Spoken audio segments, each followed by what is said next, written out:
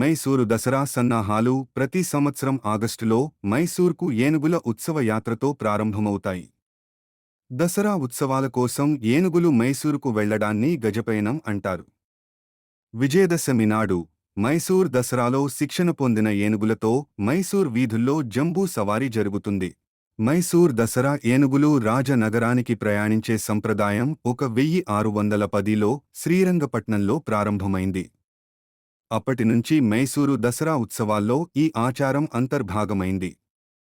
ఏనుగులను ఖేడా పద్ధతిలో సెలెక్ట్ చేస్తారు. దసరా ఈవెంట్లకు అనుకూలంగా ఉంటే వాటిని వాటి నడక, వ్యక్తిత్వం, బలం, ఆకారం మరియు చురుకుదనం ఆధారంగా సెలెక్ట్ చేస్తారు. శిక్షణను రాజు స్వయంగా చూసేవారు.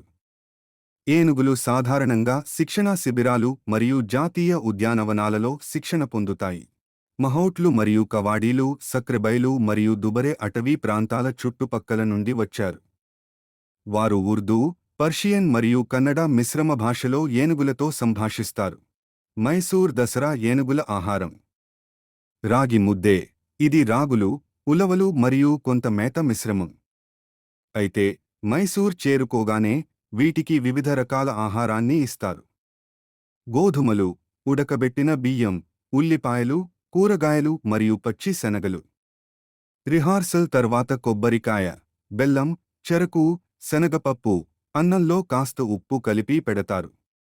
మైసూర్ దసరా 2024 జంబూ సవారీలో 14 ఏనుగులు పాల్గొంటున్నాయి.